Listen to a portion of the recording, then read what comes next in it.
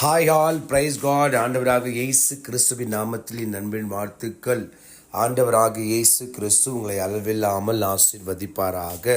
இந்த கால வேளையில் வருத்தப்பட்டு ரொம்ப கலங்கி ரொம்ப யோசித்து ரொம்ப வேதனையாக இருக்கிற உங்களை பார்த்து நான் சொல்கிறேன், என் ஆண்டவர் ஆகிய இயேசு கிறிஸ்து உங்கள் வாழ்க்கையில் மிகப்பெரிய நன்மைகளை இன்றைக்கு கொண்டு வர போகிறார். ஒரு புதிய பலனான வார்த்தை இன்றைக்கு நான் ஒரு இடத்துல பேச போகிறேன். நிச்சயமாகவே இந்த வார்த்தையை நான் பேசுறது ரொம்ப அரிது. ஆனால் இன்றைக்கு நான் உங்களோட கூட இந்த வார்த்தையை பேசுறது ரொம்ப மகிழ்ச்சியாக இருக்குது. நான் உங்களெல்லாம் நினச்சி நானும் அப்படியே கொஞ்சம் கவலையாக இருந்தேன். அந்த கவலையாக இருக்கிற பட்சத்தில் தேவன் கொடுத்த அன்பின் அற்புதமான வார்த்தை நான் உங்களோட கூட பேச போகிற என் அன்பு பிள்ளைகளே, கலங்காதீங்க, தவிக்காதீங்க. தேவனாகிய கர்த்தர் உங்களோடு கூட இருப்பாராக. ஆமீன். வாங்க வேத வசனத்துக்கு நேராக நம்ம போகலாம். எடுத்துக்கொள்ளுங்க பிரசங்கி 3வது அதிகாரம் 9வது வசனம் இவ்வனமாக சொல்லுது, வருத்தப்பட்டு பிரயாசப்படுகிறவனுக்கு அதனால் பலன் என்ன? எத்தனை பேருக்கு புரியுது? நீங்கள் ரொம்ப வருத்தப்பட்டிருக்கிறீங்க இந்த கால வேளையில். நேற்றெல்லாம் ரொம்ப வருத்தப்பட்டிருந்தீங்க. நீங்கள் எப்பயுமே வருத்தப்பட்டு இருக்கிறீங்க. நான் கேட்குற பைபிள் சொல்லுது, இதனால் பலன் என்ன உங்களுக்கு என்று சொல்லி. என்ன பலன் உங்களுக்கு இதனால்? ஒன்றுமே கிடையாது. ஆண்டவராக இயேசு கிறிஸ்து கூட ஒரு இடத்துல சொல்கிறாரு, நீங்கள் வருத்தப்படுறதுனால ஒரு ஜான் கூட்டமும் போகிறதில்ல, ஒரு ஜான் உயர்த்த போகிறதில்லன்னு சொல்லி.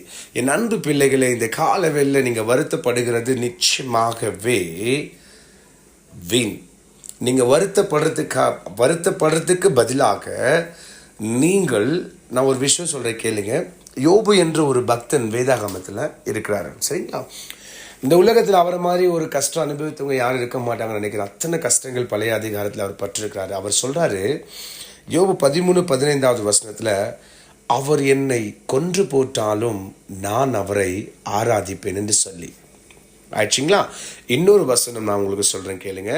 இதே பிரசங்கி 3:12வது வசனம் சொல்லுது, மகிழ்ச்சியாய் இருப்பதும் உயிரோடு இருக்கையில் நன்மை செய்வதையும் அல்லாமல் வேறு ஒரு நன்மையும் மனுஷனுக்கு இல்லை என்று அறிந்தேன். எத்தனை பேருக்கு புரிஞ்சுது? நம்ம நன்மை செய்கிறது மற்றவங்களுக்கு ஒரு நன்மை, ஆனால் நீங்கள் மகிழ்ச்சியாக இருப்பதும் உங்களுக்கு நன்மையா? எத்தனை பேருக்கு புரியுது? நீங்கள் ஆண்டவருக்குள்ள மகிழ்ச்சியாக இருப்பது ரொம்ப நல்லதான். இன்னைக்கு உங்களோட கஷ்டங்களை நினச்சி நீங்கள் யோசிக்கலாம், ஐயா நீங்கள் சொல்கிறீங்க என்னோடய வாழ்க்கையில் ரொம்ப ஒரு எழுந்திருக்க கூட முடியல, அத்தனை கஷ்டங்கள் இருக்குது என்னோடய வாழ்க்கையில், இன்றைக்கி எவ்வளோ கமிட்மெண்ட்ஸ் இருக்குது, நான் பதில் சொல்லணும், அவங்கவுங்களுக்கு பதில் சொல்லணும் அப்படின்னு சொல்லி. நான் ஒன்று சொல்லட்டுங்களா? நீங்கள் தெரியாமல் செய்த காரியங்களால் இன்றைக்கி நீங்கள் இருக்கிறீங்க. நீங்கள் பதில் சொல்லணும் பயப்படுறீங்க. நீங்கள் பதில் சொல்லாதீங்க. நீங்கள் ஆண்டவர் மேலே நம்பிக்கையாக இருங்க. ஆண்டவர் நீங்கள் யாருக்கு தரணுமோ, யாருக்கு செய்யணுமோ, யாருக்கு பண்ணணுமோ அவங்களுக்கு அவர் பதில் சொல்லுவார். எத்தனை பேருக்கு புரியுது? ஒருவேளை உங்களை ஏதாவது செஞ்சுடுவாங்க நீங்கள் பயப்படுறீங்களா? மனிதர்கள், கவலைப்படாதீங்க. நீங்கள் ஆண்டவருக்குள்ள மகிழ்ச்சியாக இருங்க. நீங்கள் மகிழ்ச்சியாக இருப்பது உங்களுக்கு செய்யக்கூடிய மிகப்பெரிய நன்மை. இங்கே சாலோமன் இதை சொல்கிறாரு. சாலோமன் இஸ் ரொம்ப பெரிய ஒரு ஆள், தாவீதுடைய மிகப்பெரிய ஒரு வாரிசு. அவர் சொல்கிறார் பாருங்கள், நீங்கள் மகிழ்ச்சியாக இருப்பது கூட உங்களுக்கு நல்லது தான் சொல்லி. மகிழ்ச்சியாக இருப்பதும் நல்லது, நம்ம மற்றவங்களுக்கு நன்மை செய்கிறதும் நல்லது. அப்போ முதல் நன்மை நம்மளுக்கு என்ன? நம்ம மகிழ்ச்சியாக இருப்பது. இருந்தாலும் இல்லாட்டியும் சரி, இந்த உடம்புல உயிர் இருக்குது. இருந்தாலும் இல்லாட்டியும் சரி, யோசிக்கக்கூடிய பலன், யோசிக்கக்கூடிய புத்தி, யோசிக்கக்கூடிய அறிவு எனக்கு இருக்குது. நான் ஒன்றும் பைத்தியமாகல. ரெண்டாவது எனக்கு இருக்குதோ இல்லையோ, உழைக்கக்கூடிய கரம் இருக்குது, ஓடக்கூடிய கால் இருக்குது. என்னை பார்த்துக்க அட்லீஸ்ட் யாராவது ஒருத்தங்க இருக்கிறாங்க. அதுக்கு மேலே ஒன்று சொல்லட்டுங்களா? பரலோக ராஜ்யத்திலிருந்து ஒரு கண்கள் உங்களை பார்த்துக்கிட்டே இருக்குது, உங்களை விசாரிக்க துடிச்சிட்டே இருக்குது, உங்களை உயர்த்த அவர் ரொம்ப ரொம்ப நெருங்கி வருகிறவராக கூட இருக்கிறார். ஸோ அதனால் இன்றைக்கி நீங்கள் வருத்தப்பட்டு நீங்கள் யோசிக்கிறதுனால பலன் என்ன? பைபிள் சொல்லுது. நானும் கேட்குறேன், பலன் என்ன? நீங்கள் அழுது ரொம்ப டென்ஷன் ஜாஸ்தி, விட்டுடுங்க. அடுத்தது என்ன செய்யணும் அப்படின்னு யோசிங்க. அப்போ என்ன யோசிங்க தெரியுமா? என்ன செய்யணும்னு யோசிக்காதீங்க, கர்த்தருக்குள்ளே இருங்க. கர்த்தர் உங்களுக்கு அடுத்தது என்ன செய்யணும்னு வழி அவர் காமிப்பார். ஏன்னா அவர் தான் சொல்லியிருக்காரு ஐசையா புஸ்தகத்தில், உங்களுடைய கோலனான வழிகள் எல்லாம் நான் செம்மையாக ஆக்குவேன் என்று சொல்லி. எத்தனை பேருக்கு புரிஞ்சிச்சு? உங்களுடைய அந்த வார்த்தைக்கு அர்த்தம் என்னன்னா, நீங்கள் செய்த எல்லா தவறுகள்லேருந்து நீங்கள் ஏதாவது வழி தப்பி போனால் கூட நான் உங்களுக்கு கரெக்டாக பண்ணி உங்கள் வாழ்க்கையை நான் சரிப்படுத்துவேன் என்ற அர்த்தம். இந்த காலை வேளையில் உங்களை பார்த்து என் தேவனாகி கர்த்தர் சொல்லுகிறார், கவலைப்படாதே என் அன்பு மகளே. உன் வியாதி குறித்தா, இல்லை உன்னுடைய கடனை குறித்தா, இல்லை மனிதர்கள் பேசும் பேச்சை குறித்தா, என் அன்பு மகனே, நீயும் உன்னை யாரும் நம்பவே மாட்டேன்றாங்களா? தயவு செய்து கவலைப்படாது. ஆண்டவர் உன்னை நம்புகிறார். நம்பாத பட்சத்தில் உனக்கு எதிராக பேசுகிற வார்த்தைகள் நிச்சயமாக ஒரு நாள் நிற்க வைக்கப்படும். அது கவலைப்படாத.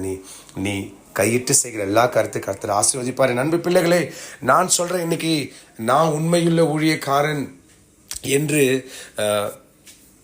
நான் கொஞ்சம் கூட என்னைக்கு நினைச்சது கிடையாது. ஆனால் இந்த அடிமைக்கு ஆண்டுடைய வார்த்தை பேச ஸ்லாக்கியத்தை கொடுத்தார் இல்லைங்களா? இந்த அடிமை சொல்கிறேன், தேர்ந்தெடுத்தார் என்ன அந்த அடிமை, என்னை அழைச்சாரு. என்ன அடிமை ஏசப்பா இல்லை, நான் அடிமை, ஏசப்பா என்னை அழைச்சார். இந்த அடிமையை அவர் என்ன பண்ணாரு? அழைச்சாரு. இந்த அடிமை சொல்கிறேன், அழைச்ச நோக்கம் என்ன தெரியுமா? உங்களை ஆசீர்வதிக்கிறதுக்காக. அழைச்ச நோக்கம் என்ன தெரியுமா? உங்களை வழி நடத்துறதுக்காக. அழைச்ச நோக்கம் என்ன தெரியுமா? உங்களுக்கு எல்லா நேரங்களிலும் நான் துணையாக இருக்கும்படிக்காக, வார்த்தைகளால் பலனாக தேவனுடைய வார்த்தையை சொல்லி உங்களை உற்சாகப்படுத்துறதுக்குனால. நண்பு பிள்ளை, கவலைப்படாதீங்க. தேவன் பெரிய பெரிய நன்மைகள் உங்களுடைய வாழ்க்கையில் செய்வார். டோன்ட் வழி. தேவன் மீண்டும் சொல்றார், வருத்தப்பட்டு நீங்கள் அழுவுறதும் புலம்புறதும் உங்களுக்கு பலன் கிடையாது. நீங்கள் மகிழ்ச்சியாக இருப்பது முதல் நன்மை, உங்களுக்கு நீங்களே செய்கிறது.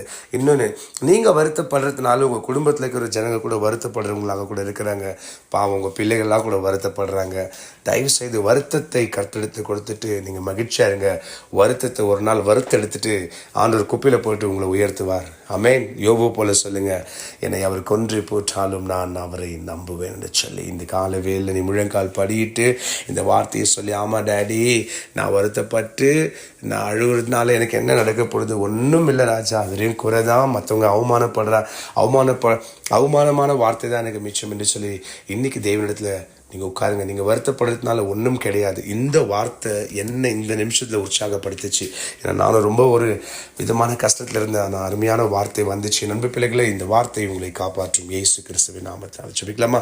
பரலோக பிதாவே, தேவனாகிய கர்த்தாவே, அருமையான வார்த்தைக்கு நன்றி, கோடி ஸ்தோத்திரம். உங்கள் வார்த்தை தொடர்ந்து எங்களை உற்சாகப்படுத்துறதுக்காக, ஆசீர்வாதத்துக்காக கோடி நன்றி. இந்த வார்த்தை கேட்குற யாவருக்கும் இந்த புதிய நாளில் பெரிய பலனை கொடுப்பீராக.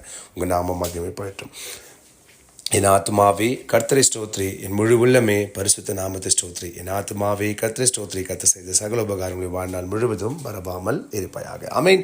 என் அன்பு பிள்ளைகளே, ஆமேன். ஜீசஸ் கர்த்தர் உங்களை இந்த புதிய நாளில் வழிநடத்துவார். கவலைப்படாதீங்க. ஏசப்பா அவங்களோட கூட இருக்கிறார். வருத்தப்படாதீங்க. அவர் தான் சொல்லுவார், வருத்தப்பட்டு பார சுமர்களாம் எடுத்து வாங்கன்னு சொல்லி. கவலைப்படாதீங்க. தெய்வன் இந்த புதிய நாளில் உங்களுக்கு அற்புதத்தை செய்து நிச்சயமாக உங்களை உயர்த்துவார். ஆமேன். மீண்டும் நாளைக்கு சந்திக்கலாம். அதுவரை என் உயிருள்ள தெய்வனாகிய கர்த்தர் உங்களோடு கூட இருப்பாராக. ஆமேன். I love you all.